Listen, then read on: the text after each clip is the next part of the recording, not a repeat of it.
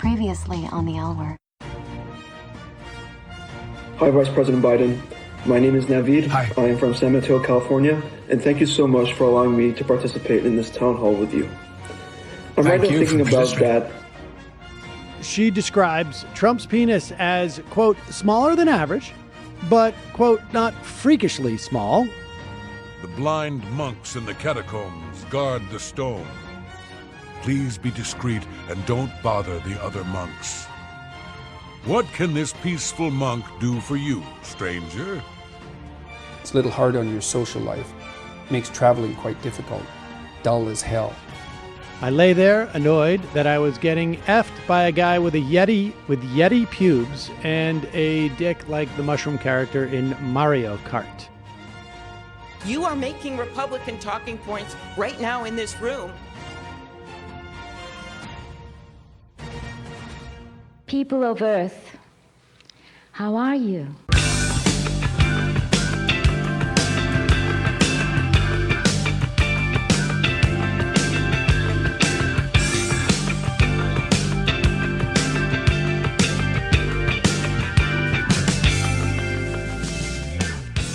Broadcasting live to tape from the dirtiest city in the world, outside of Italy, Philadelphia, Pennsylvania. What are you thinking about when that buzzer sounds for that line? What do you think about when the 15th round when you're coming out? You're listening to the podcast of a world gone mad, the Society Show. You know, we're living in a society. On today's episode,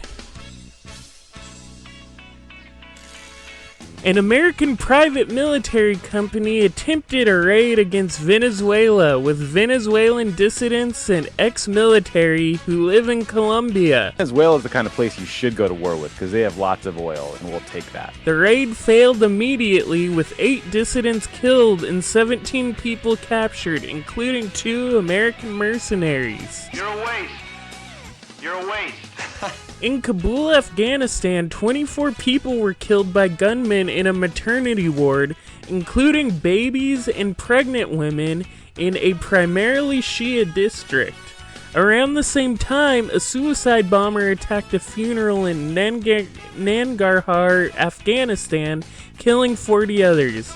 Both of the attacks were claimed by ISIS. Your campaign of terror, murder, mayhem will not be tolerated any longer. We'll also give a report on the ongoing Libyan Civil War. Last week I claimed that the Civil War may be coming to a close as the government of National Accord made grounds on territory claimed by the warlord Khalifa Haftar. However, after that happened, the countries that support Haftar, like the UAE and Egypt, began amping up their support, which actually turned the war into maybe the hottest it's been in years. So we're going to go over what happened there. He said the international forces are resorting to terroristic means, but the victory will belong to those who hold the Libyan territory. And we also have a story about a militia in northeastern Congo that was at first offering concessions to the government to stop attacking people, but then a week or so later, the same group killed at least 20 villagers. So we're going to look into why that happened, what groups are at play there, because it's a lot more complicated than that makes it seem. Clap if you understand what I'm saying. All of that and much, much more. This is the Society Show. Society. But first. Here's the Facts and Logic Report. Facts don't care about your feelings. Facts don't care about your feelings. These are facts. Construction of a major gas pipeline from Norway to Poland is set to begin soon, reducing Poland's reliance on Russian gas. My dad says butane's a bastard gas. At a remote, mountainous border crossing in Tibet, Chinese and Indian forces engaged with each other, resulting in 4 Indian soldiers and 7 Chinese soldiers being injured. I hope they don't shoot the cannon in my butt and shoot poo all over the place. Singapore deployed a dog robot to encourage social distancing at public spaces in Singapore. Does your computer ever seem to have a mind of its own? Tim Hortons is getting help from the Chinese social media and video game conglomerate Tencent in order to expand the Canadian donut chain into Chinese markets. Tim Hortons opened their first China store in February 2019. They currently have 50 locations and have a goal of 1,500 locations. Because if there's a Canadian, there has to be a Tim's. When I was in college, I studied abroad in South Korea, and I imagine the coffee situation there is similar to how it is in China and Japan, a lot of Asia really.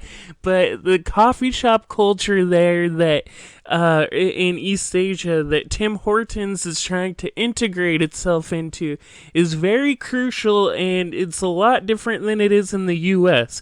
Again, I'm only speaking for South Korea because that's what I know, but from what I've read and what I understand, it's kind of the same in a lot of East Asian countries. But Today, Junior?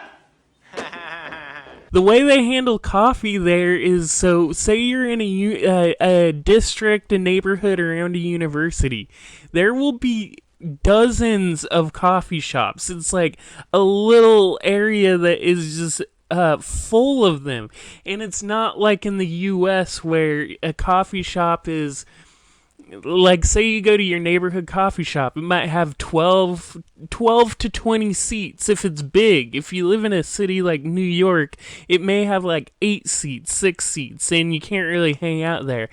In South Korea, coffee shops will be like multiple floors tall. You'll go into a Starbucks and you order on the first floor, and then the next like 3 floors up are all seating. When I was there, usually one of the floors would be dedicated to smoking, but shortly after I left, they really cracked down on smoking laws in South Korea. So, I mean, that's just kind of a side anecdote, but I do think it's interesting that Tim Hortons is trying to integrate themselves into that. Another element about that is there will be coffee chains from everywhere. Like, for example, the first time I had Dunkin' Donuts, aside when I was a kid, they had some Dunkin' Donuts around Washington, but there weren't many. I grew up in Washington State. It wasn't common at all, and they all eventually got closed. So the first time I had Dunkin' Donuts as an adult was actually in South Korea. I didn't have any after the age of like 12 growing up because there were none around. Now that the show's recorded in Philadelphia, where I live, I can actually have Dunkin' Donuts all the time. It's really hard with quarantine because they have limited hours, but you get the idea.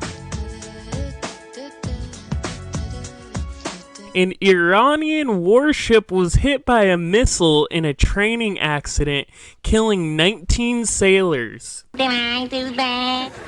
Navajo Nation reported more coronavirus cases per capita than any U.S. state. Within the Navajo Nation, there are roughly 1,786 cases of coronavirus per 100,000 people. In contrast, New York reported coronavirus cases came out to be 1,751 cases per 100,000 people, meaning that there's more people per capita with coronavirus in the Navajo Nation than in New York, which has been considered the epicenter. Welcome to New York. This shows the systematic structural ability of the United States government to repress the indigenous communities. They don't need to do anything to make Navajo people have the most amount of cases. The way our society is designed from top to bottom allows that to happen. Yes, we are. So it's not like there's some grand conspiracy or plot to infect Navajo people. They don't need a conspiracy to do that. They've already structurally embedded the ability to do that in the way the United States works.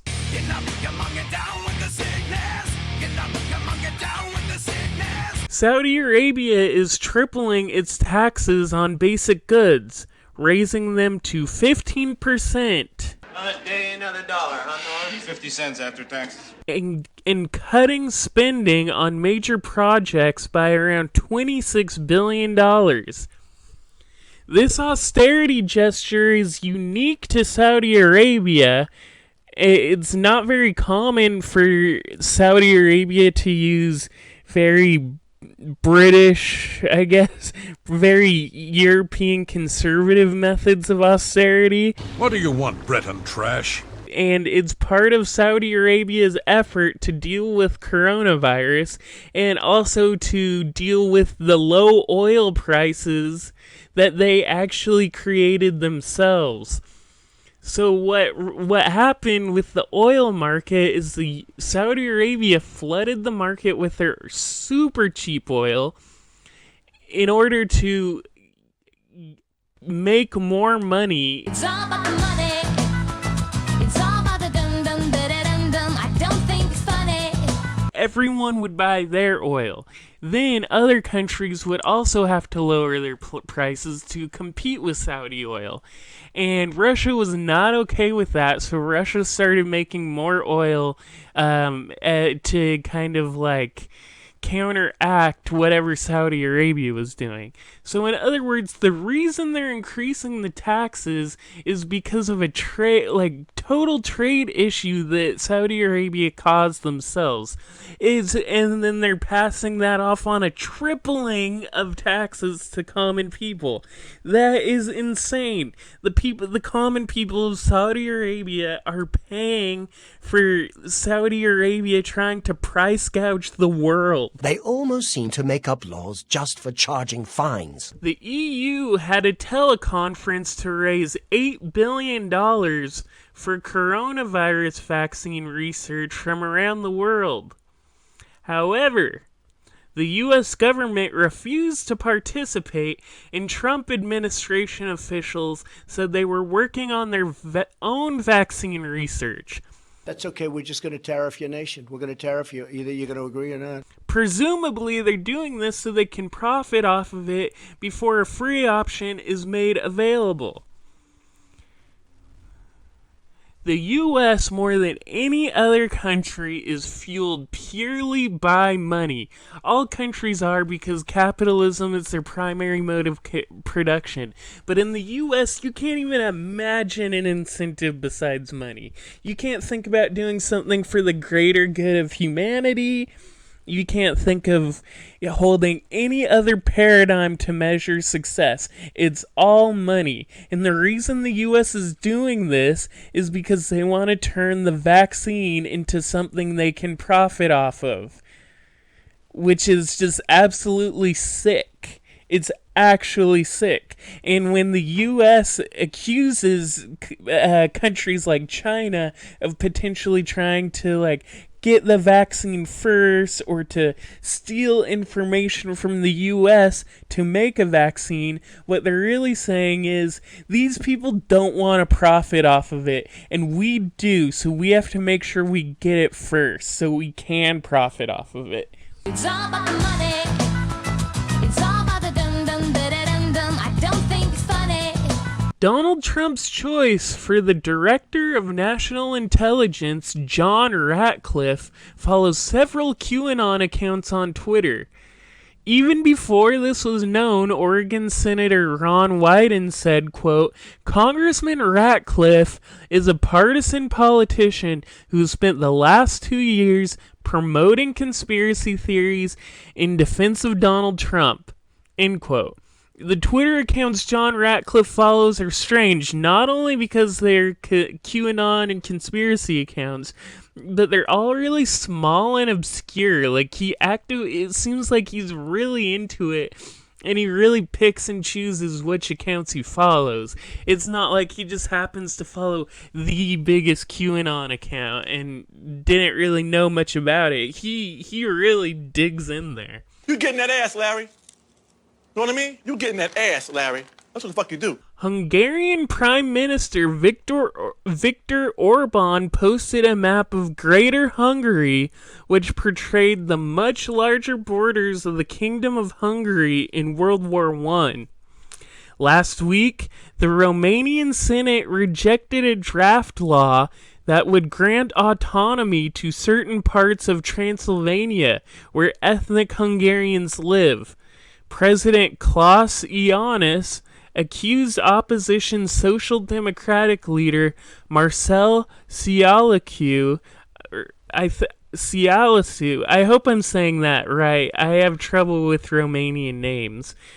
But he accused Marcel Cialacu of colluding with Orban, quote, to give Transylvania to the Hungarians. Not anymore! Give me that spatula! Security guards ejected several, quote, pro-democracy lawmakers in Hong Kong after fights broke out. One of the legislators was carried out on a stretcher by medics. It started when pro-Beijing lawmaker Starry Lee inserted herself as chair of a committee meeting in order to end a months-long impasse that resulted in a backlog of legislation. You think that shit's voted Monday to keep it legal? Who would do that? Who would do that? Pro-Beijing lawmakers accused the deputy chair of the House Committee, Dennis Kwok, of stalling by blocking the selection of a new chair for more than 6 months. China publicly rebuked Kwok last week for holding up matters that affect public interest, sparking protests that, again, China was meddling in Hong Kong's internal affairs. And it feels like you don't care anymore. 2 former North Korean officials who defected to South Korea and later become elected officials apologized for erroneously claiming that Kim Jong-un was either dead or near death. Their statements were made, to quote from The Guardian, quote, days before he emerged on state media, smoking and walking briskly, end quote, at the opening of a new manure factory.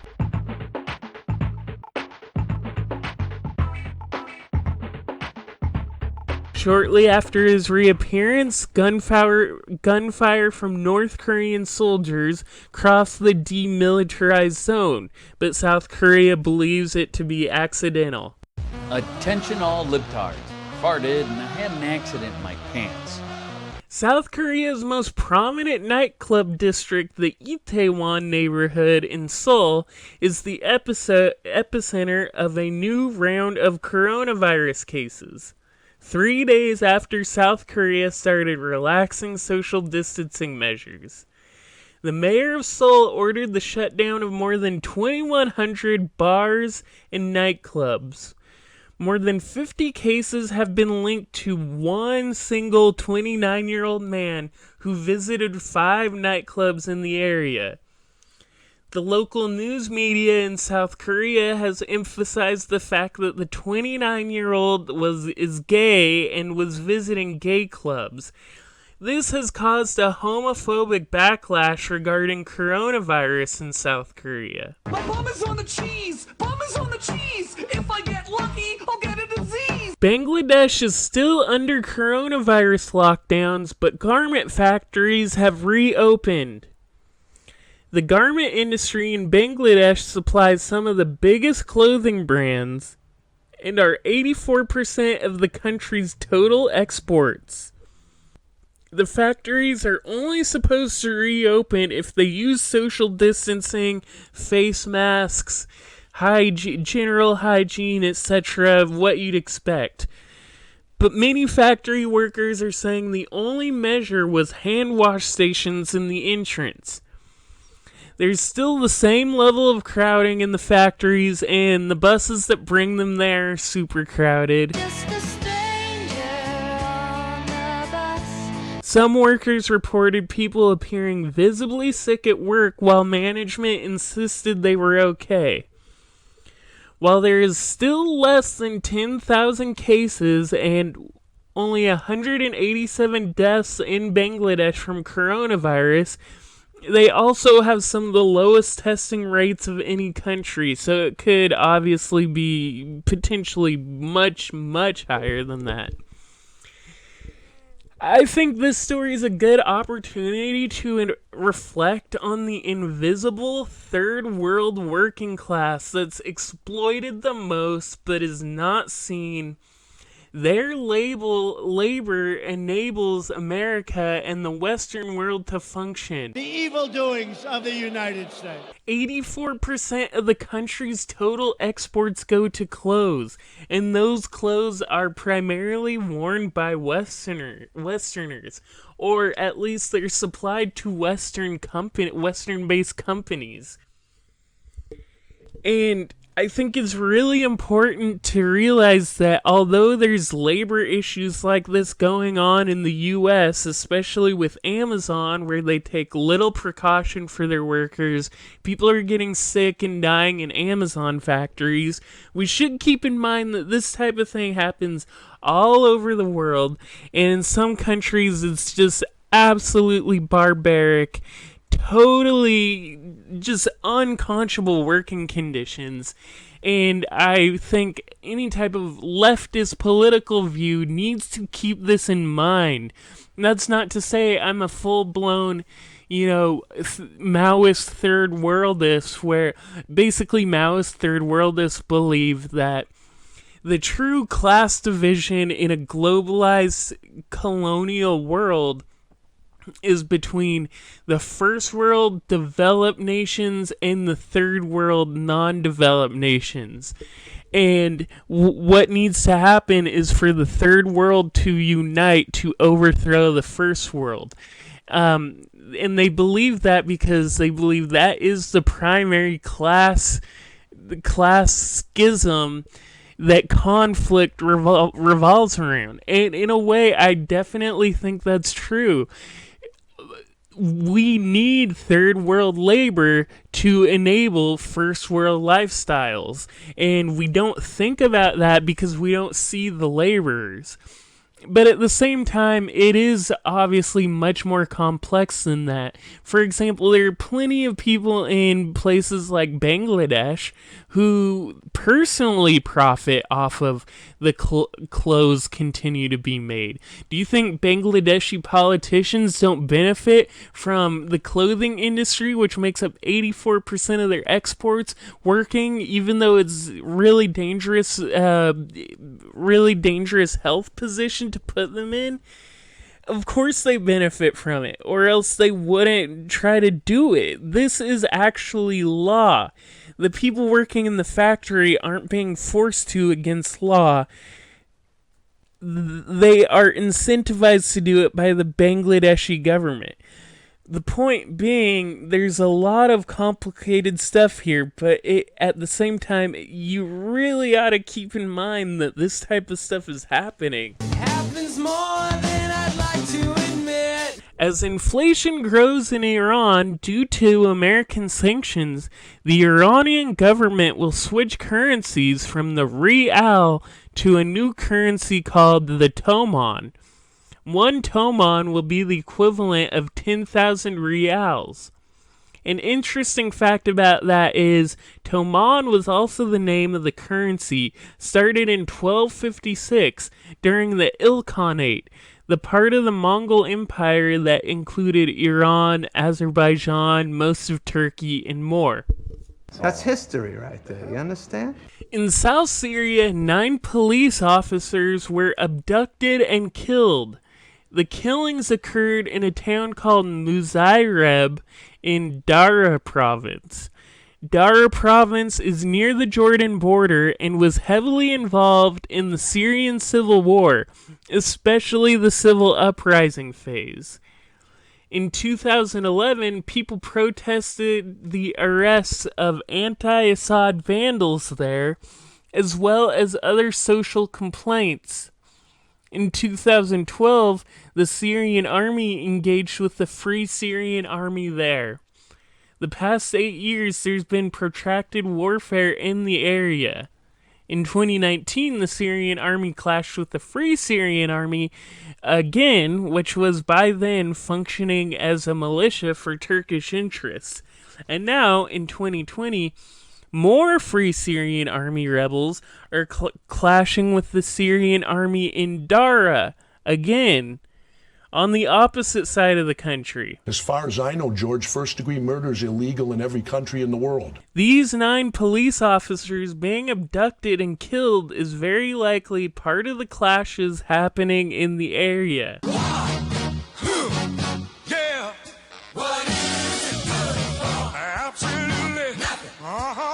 In the 2 months since Palestine went under COVID-19 lockdown, activists and rights groups have recorded a huge increase in Israeli settler attacks on Palestinians and their property.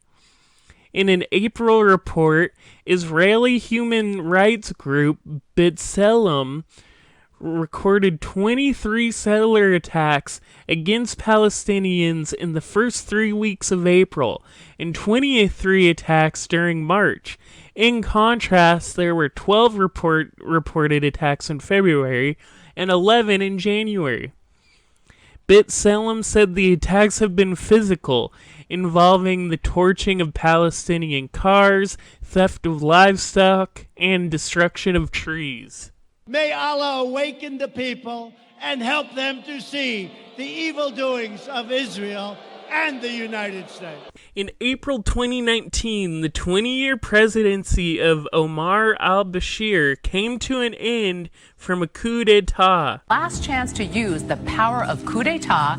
Omar al-Bashir was the president of Sudan, by the way.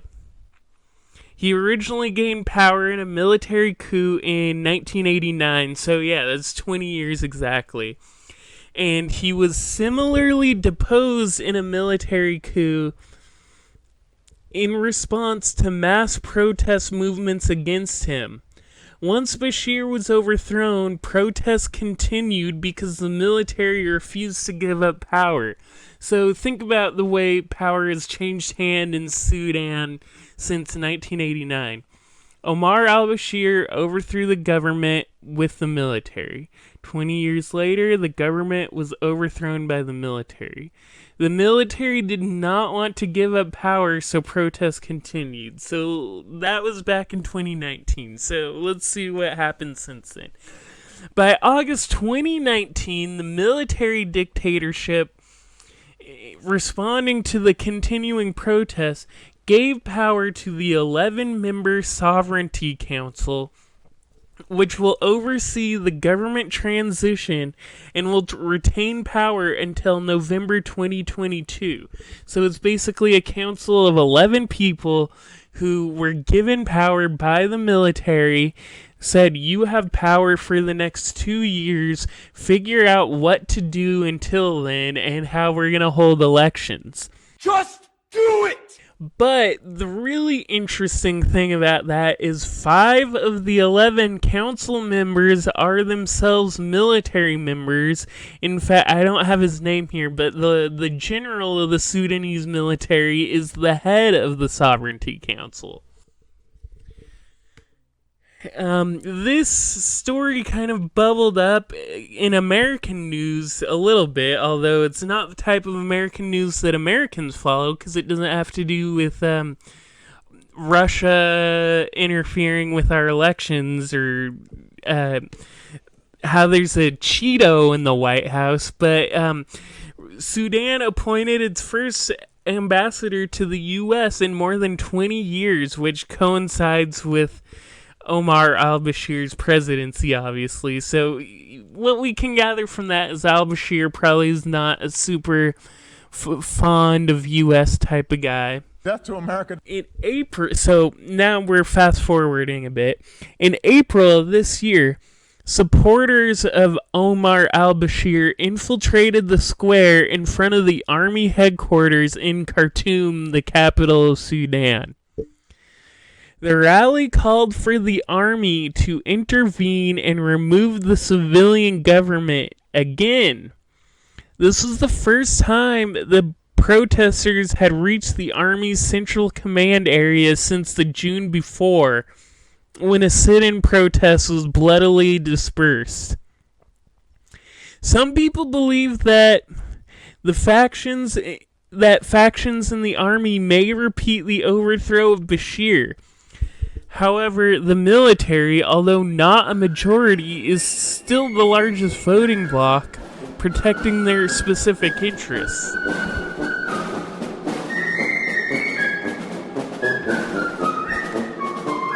So, although this is an interesting story, this is also kind of where my comprehension of it fades a little bit.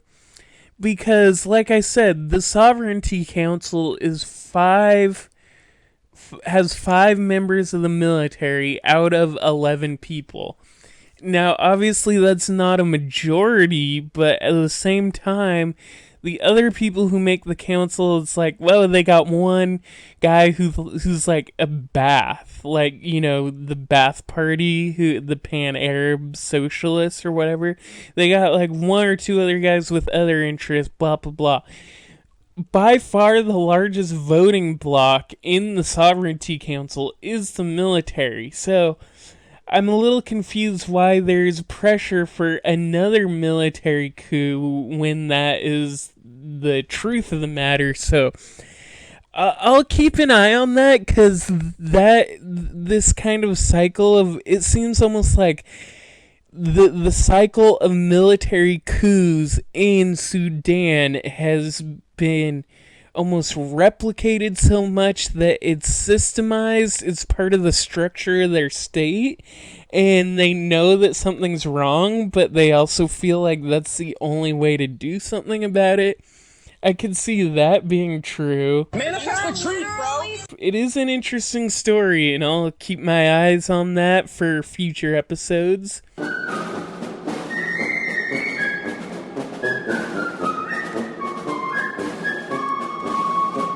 The Ethiopian government is considering various options about what to do politically because the next general election is canceled due to coronavirus. Center-right opposition groups have proposed forming a caretaker government of technocrats as a solution. Now, this is interesting because this is not the first time I've read a news story from Africa, and I think specifically Ethiopia, where there are people actively calling for technocratic government. And that's just crazy, because in the U.S., like, there's no way where technocrat is even used value neutrally. It is always a negative word. No one is positively a technocrat. In the U.S., technocrats call themselves something else, like an Elizabeth Warren supporter. I've got time to do a little self-care. Or a Pete Buttigieg supporter. They don't say technocrat.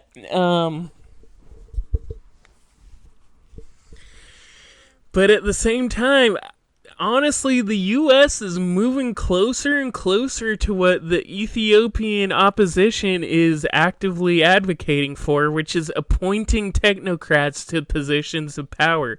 We just use elections to disguise and cover all the appointments we make up.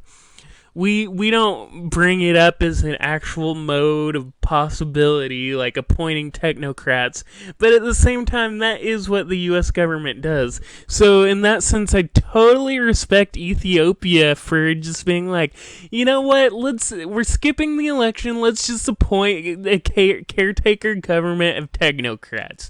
Why not? We're not voting, so why not? In the U.S., they would do functionally the same things, or the same type of things. They would just disguise it all under these fake electoral terms and like, oh, you vote for this guy, so yeah, you voted for him, but then he appoints like 50 people who have more power than him and who actually do everything. it's just interesting to see that difference in how, in a lot of ways, the U.S. is... If you've seen the documentary Hypernormalization by Adam Curtis, the U.S. has become completely hypernormalized in the sense that Adam Curtis says that hypernormalization is when people, the government or the ideological state apparatuses create an alternate reality that's not particularly true, and people just believe it because the real reality sucks, and they just get like sucked into this false consciousness that builds on itself, where people just believe things that are made up to reassure themselves. That's what the U.S. is like.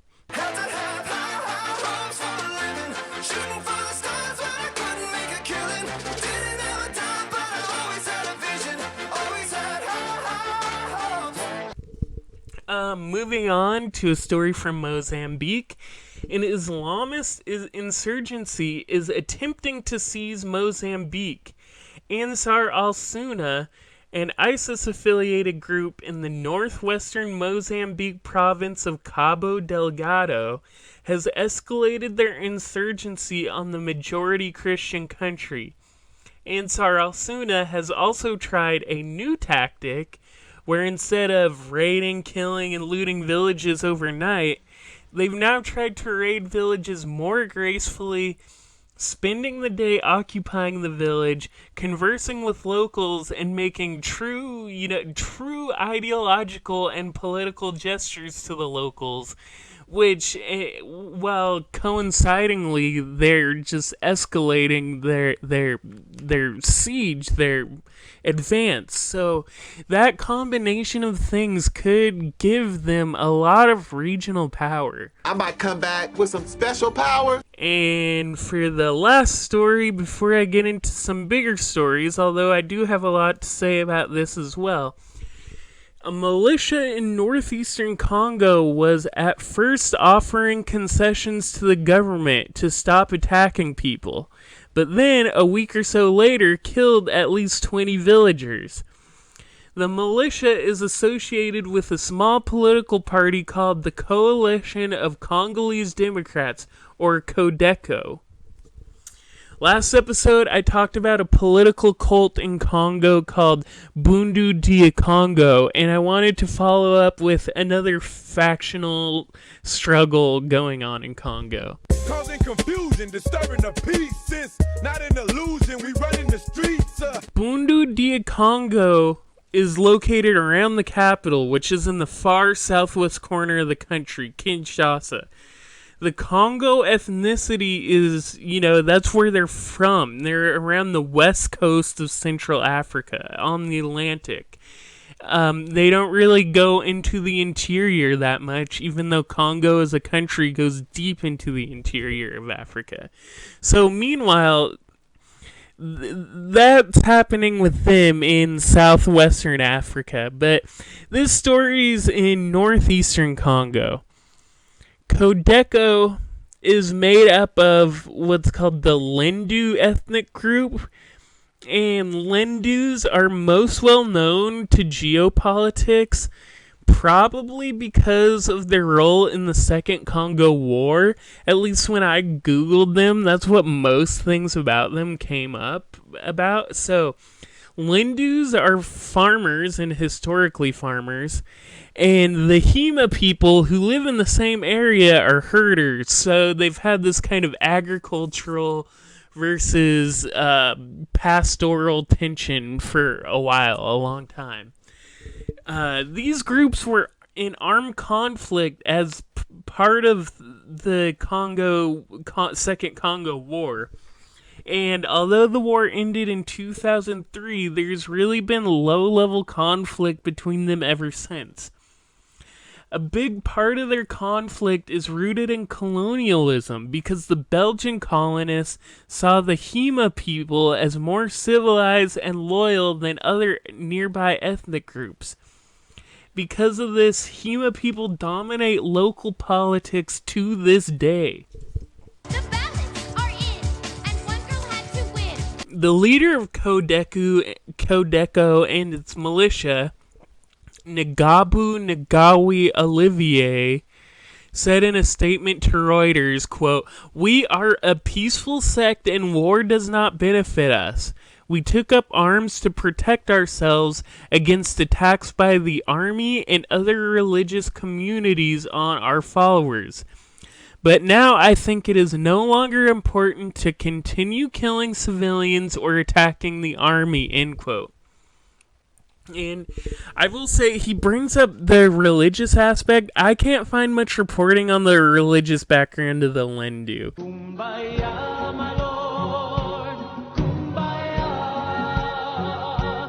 It seems that many of them are perhaps technically Christian, but still practice a lot of elements of their local ethnic religion.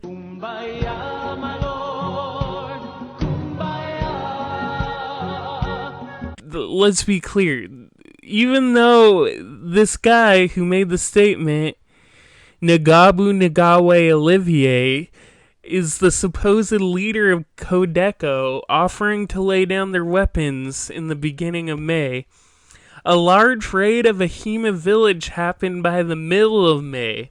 At least 20 villagers were killed. UN peacekeepers arrived and the attackers fled, but then later attacked a nearby UN base. So why was there a raid when Olivier offered the government a treaty? Well, the original leader of CODECO, named Jason Ngunjalo, was killed in March. This caused the movement to splinter, and at least some people do not recognize Olivier as leader and do not adhere to his declarations.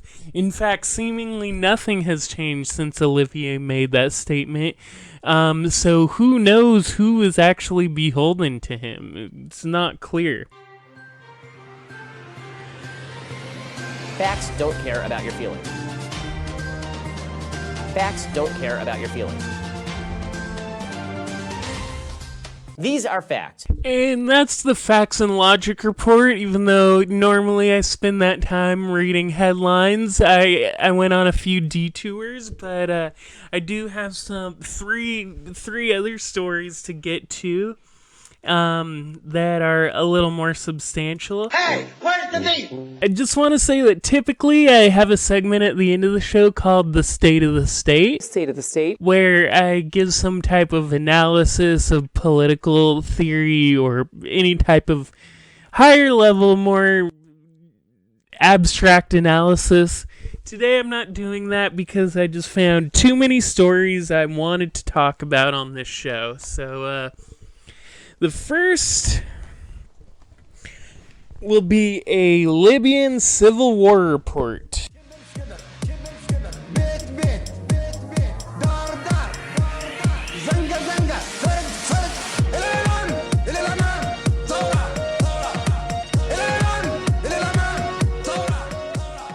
And maybe I'll make this a weekly segment, or bi-weekly segment, monthly segment, I don't know, but I feel like I'm going to be talking about the Libyan Civil War more.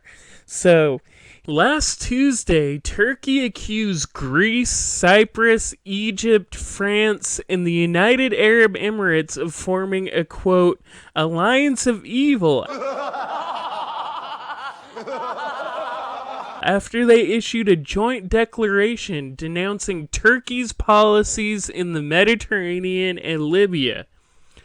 Turkish Foreign Ministry spokesman Hami Aksoy said the five countries were pursuing, quote, regional chaos and instability in the eastern Mediterranean and sacrificing Libyans, quote, hope for democracy for the reckless aggression of dictators.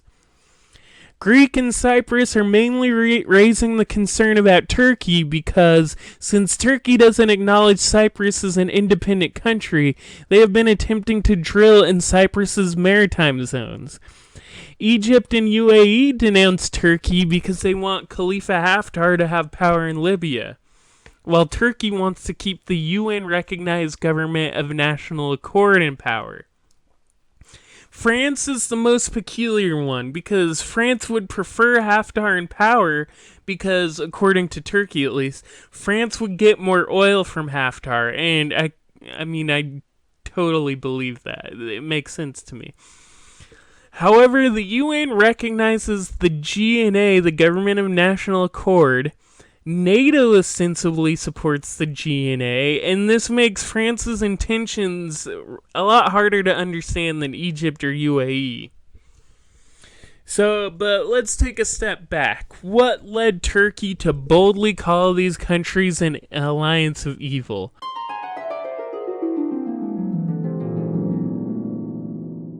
Last episode, I said that the Libyan Civil War may be coming closer to an end as the Government of National Accord gained ground on the warlord Haftar's claimed territory.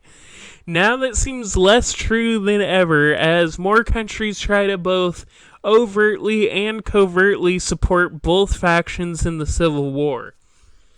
The battle has primarily been focused on it says the Al-Watiya, but I think Al means the. So, on Al-Watiya Air Base, which is one of the most important facilities in the war and has been a focal point of it.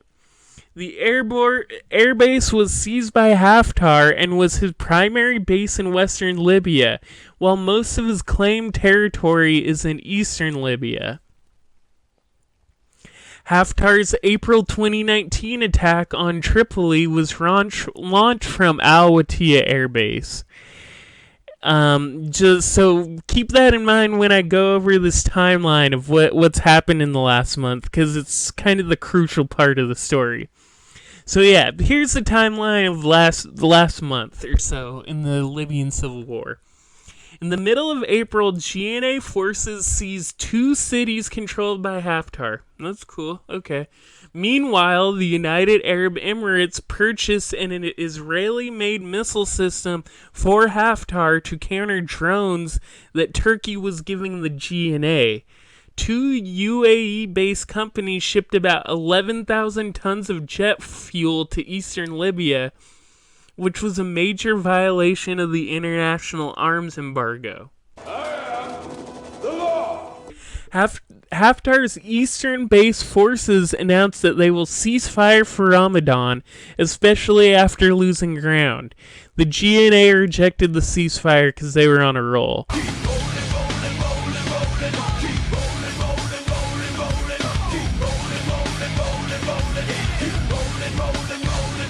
So, on May 2nd, the GNA airstriked Al-Watiya Air Base, and the local government acknowledged them as the government. On the 4th and 5th of May, several towns in desertous southwestern Libya rebelled against Haftar.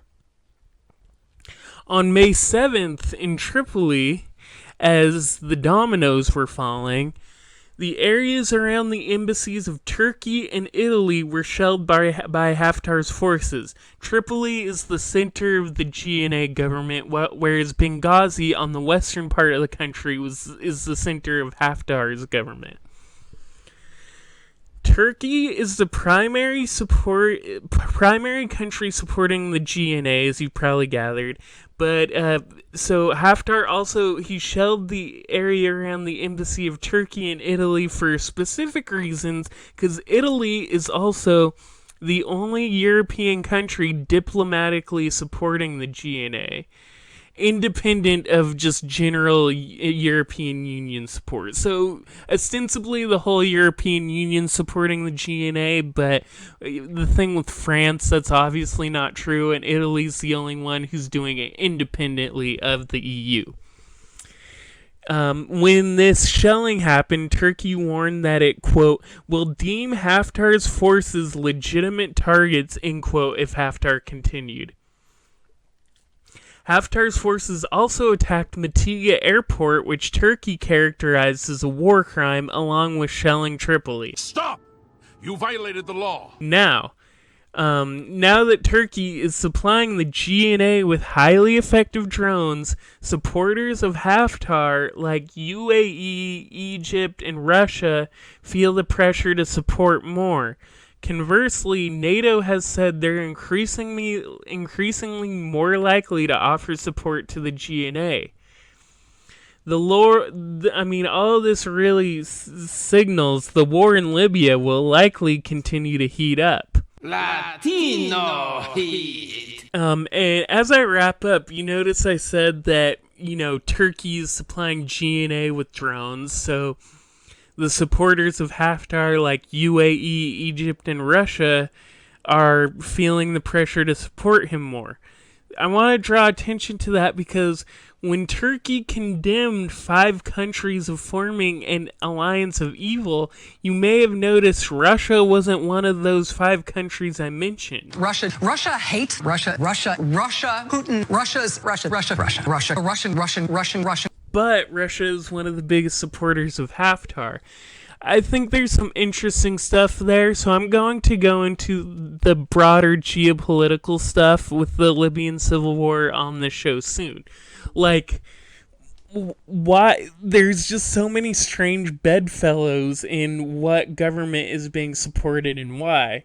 For example, like, Turkey and Russia are on the opposite sides of a lot of geopolitical conflicts, and yet they still work together. Like, they just built a new gas pipeline between the countries.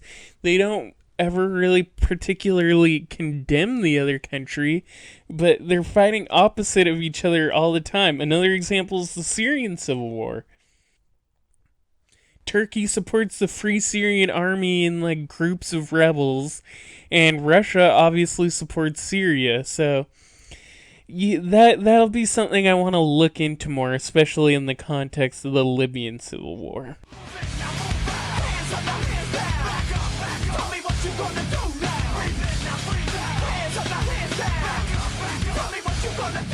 For the next story, in Kabul, Afghanistan, 24 people were killed by gunmen in a maternity ward, including babies and pregnant women, in a primarily Shia district. Around the same time, a suicide bomber attacked a funeral in Nangarhar, Afghanistan, killing 40 others. Both of these attacks were claimed by ISIS. However, the Afghanistan government says the hospital attack was done by the Taliban. The Taliban denies this and says it was, in fact, ISIS. But this gets even weirder, right? It's not like they're just blaming the Taliban because they want to. Some Afghanistan officials claim that ISIS doesn't even have a presence in Afghanistan, and any other terror group that may exist is simply a Taliban affiliate. First Vice President Amrullah Saleh, a prominent skeptic of the theory that an ISIS affiliate operates in Afghanistan, tweeted that the attack was perpetrated by the, quote, terrorist Taliban, their current or former allies, or their ideological twins, end quote. Insinuating any terrorist attack is basically Taliban, and if it's not, it might as well be the Taliban. Government spokesman Sadiq Siddiqui made this insinuation explicit. He said the Taliban, quote, are behind all the violence and crimes in this country. This country is so screwed up, man. First Vice President Saleh also said, quote, evidence shows that the Taliban are in a celebratory mood for massacring Shiites in a maternity hospital in Kabul, end quote, and chided people who believed ISIS did it by calling out, quote, some for expecting their lies and accusing the fictional, end quote, ISIS. It's an urban legend that never happened. Now, there is like a weird kernel of truth to the Afghanistan claim that terrorism in the country is from Taliban or affiliates of the Taliban, because virtually all Afghani ISIS members are Taliban defectors. So in a way, it's right when he said it's either to the Taliban or a Taliban affiliate. or their ideological twin. Those things are true for ISIS and Afghanistan. However, that glosses over the fact that they have completely different motives and they're constantly fighting with each other. ISIS in Afghanistan is called ISIL-KP or ISK. The full name is the Islamic State of Iraq and the Levant, Khorasan Province. Khorasan Province is the name of an Iranian province, but it's also a historical name for the northeast part of the Persian Empire, which included much of Afghanistan. ISK formed in 2014 when ISIS sent representatives to meet members of the Pakistan Taliban. And then in the next few months, ISK formed in eastern Afghanistan and northern Pakistan, and by early 2015 they released a statement pledging allegiance to al-Baghdadi and ISIS. ISK primarily recruits at madrasas, which are like colleges of Islamic learning. They recruit both lecturers and students. So this is also the support base of the Taliban, although the Taliban seems to have at least a little more appeal to commoners. But either way, the point of bringing this up is the class characteristic of Islamic groups isn't highlighted much. ISK and ISIS generally is constituted largely by middle class and upper middle class reactionaries, contradictory to the Western media portrayal of ISIS as a bunch of goat farmers. For example, al-Baghdadi had a PhD, and one of his right-hand men was a former physics professor. ISIS began recruiting disgruntled Taliban members more actively, leading the Taliban leader to demand al-Baghdadi stops. But by late 2015, there was a gun battle between Taliban and ISIS that resulted in about 100 deaths, and there have been several battles since then. So you up for a sparring match? The U.S. has labeled ISIS in Afghanistan as a terrorist organization, and so has India, but no other country has. The tenuous truce that Trump made with the Taliban recently involved in an agreement to stop drone striking the Taliban and to focus on ISIS in Afghanistan instead. But again, it seems like the group is a little hard to make sense of, as many officials don't even believe it exists, and it also seems a lot more secretive, small, hidden, and obscure than a lot of ISIS groups, especially at their heights. Love, football on TV, shots of Gina Lee, hanging with my friends and twins. And we are going to close out this episode with a deep dive into the story of the Macuto Bay raid in Venezuela.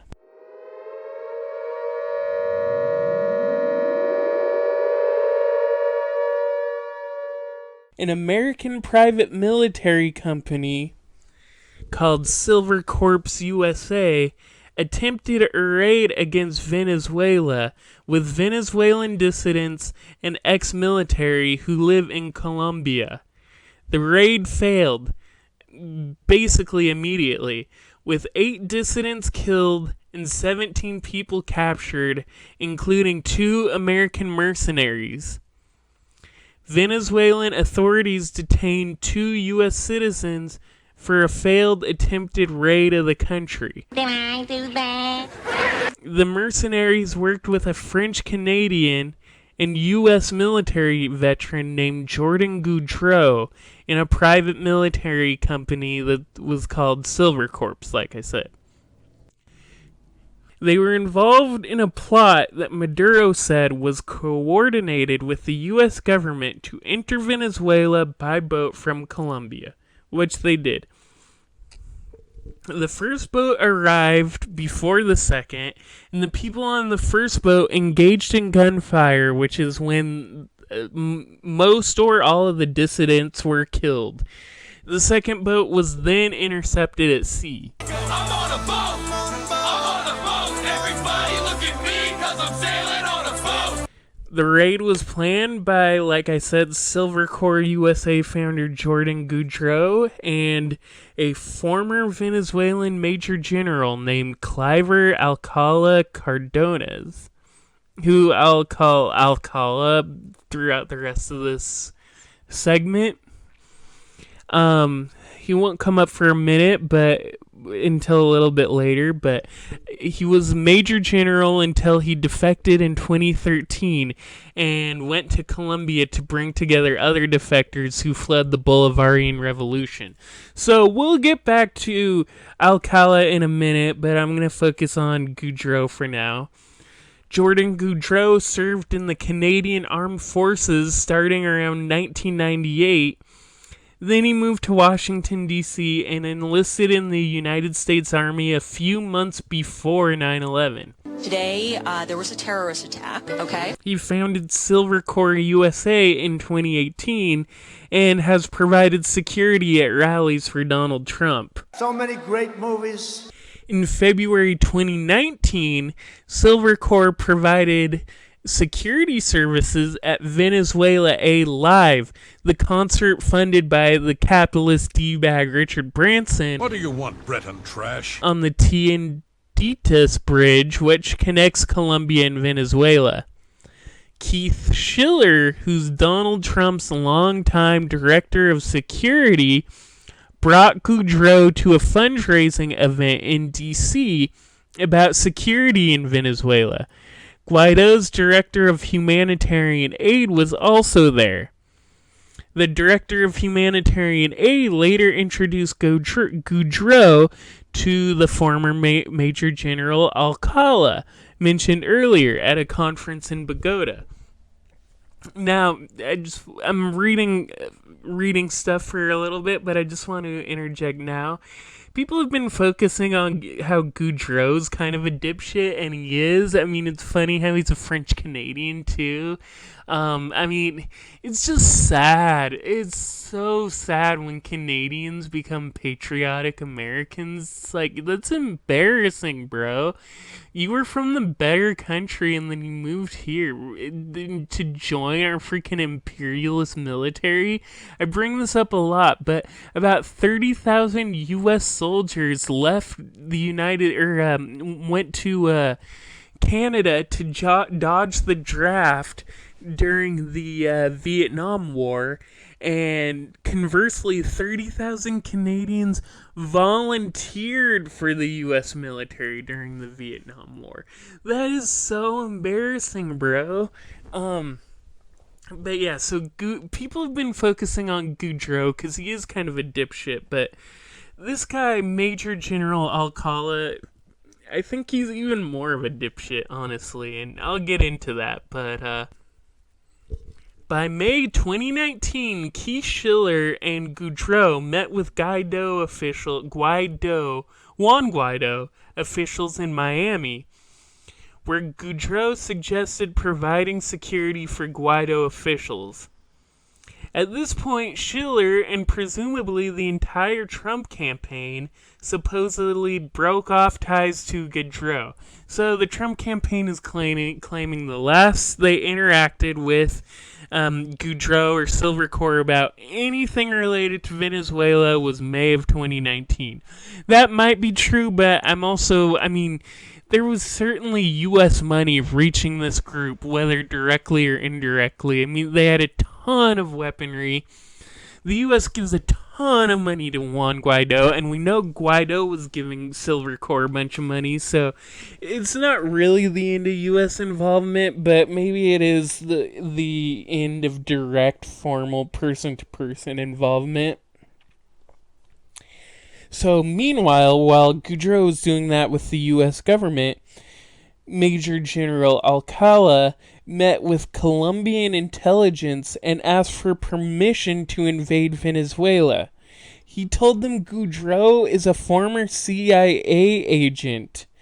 Then Colombia asked CIA contacts in Bogota, and they confirmed Goudreau wasn't a CIA agent, never was, and so Colombia told Alcala to basically fuck off because they assumed he was talking out of his ass.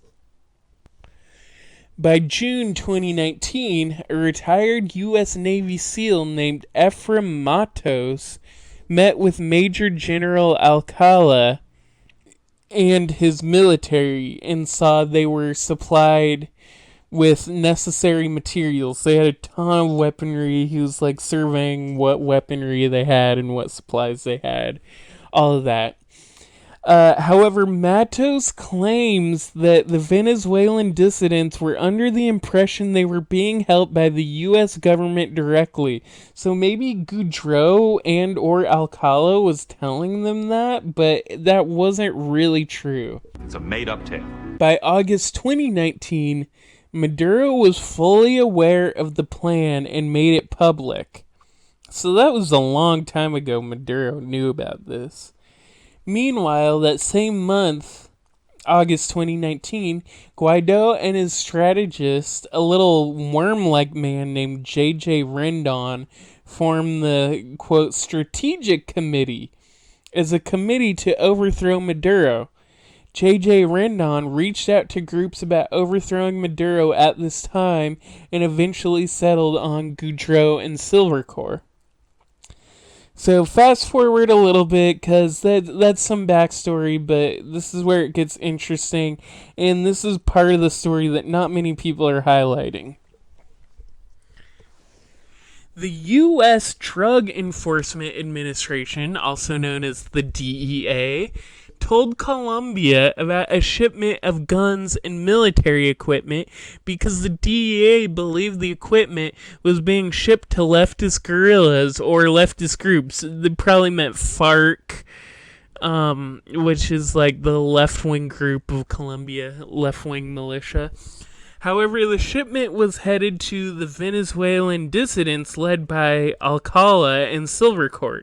Now I know that I did something wrong. The DEA thought these weapons, they didn't even know anything about this guy, but it is weird that the DEA knows so much about what's being shipped and why and where they think it's going to. I mean, it makes sense, but it is a little, like, alarming, I guess.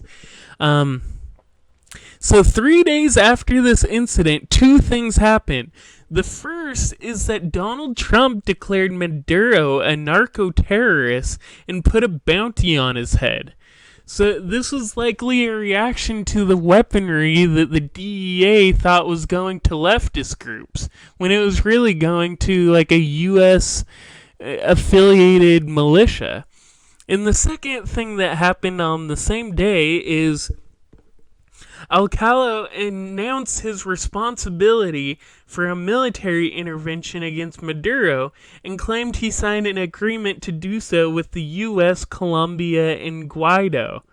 The U.S. really didn't like this and extradited Alcala to the U.S. on drug trafficking charges right away. The Maduro administration claimed Alcala was a U.S. agent and the U.S. government used narco-terrorism charges as an excuse to shut him up. Now, Alcala may not formally be a USA agent, but he was definitely extradited to shut him up. Shut up, bitch! In the aftermath of the raid, Maduro aired an interrogation of Luke Denman, one of the arrested American mercenaries, on TV.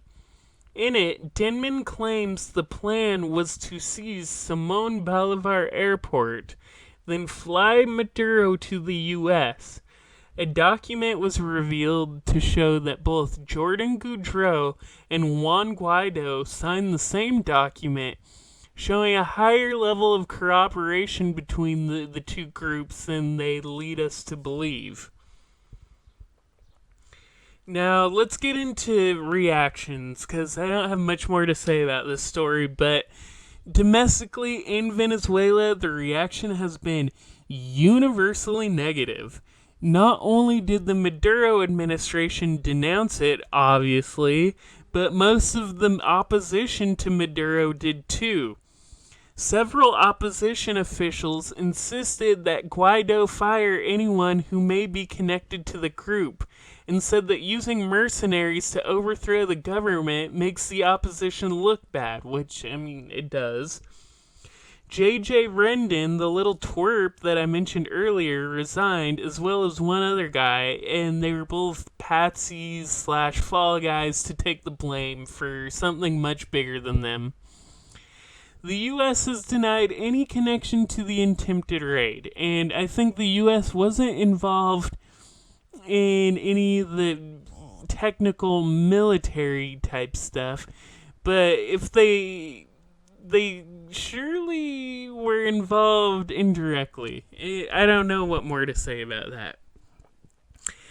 And Colombia, as well as Guaido and his cronies, funny enough, claim that the attack was fake and staged by Maduro as a sort of self-coup to justify his being in power.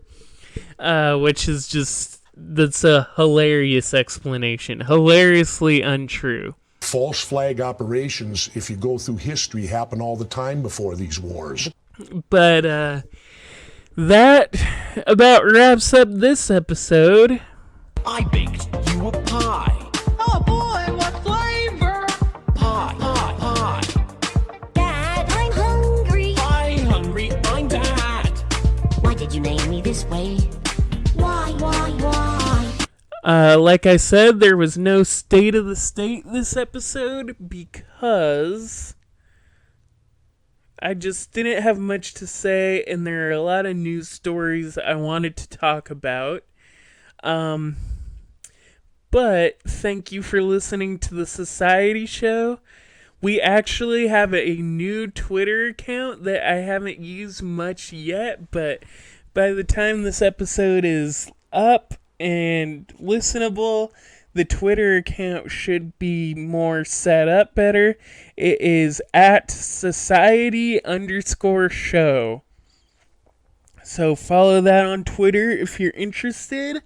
You can also follow me personally on Twitter at Christian is cool. Is spelled I-Z, at Christian I-Z cool. And you should also check out the blog that's associated with this podcast, undergroundmall.xyz. I haven't been updating the blog as much lately, because with quarantine, it's harder to find the time, I guess. I have so much things I need to do, but the blog does have a lot of useful writing. It has a ton of old writing, and it will be updated in the future. And it also contains all the show notes for every episode of the show. So, be sure to check it out. And thank you for listening to the Society Show. Society. Till next time, take care of yourself and each other. On the next Arrested Development. And Senator Warren engaged in lesbian sex with my friend from high school, using a lime green strap-on dildo. So I can remember. I'm sorry. What's funny? So I wrote back, hey, Donald Trump, the science is on my side, and I'd like to see how your hair would fare in a blizzard. And our government going down to Nicaragua and infecting hundreds of people with syphilis to see if penicillin worked. I work for a living, and I mean real work, not writing down gobbledygook. Is Elizabeth Warren a dom, a sub, or like a switch? She's very, she's more of a dominatrix, if you understand.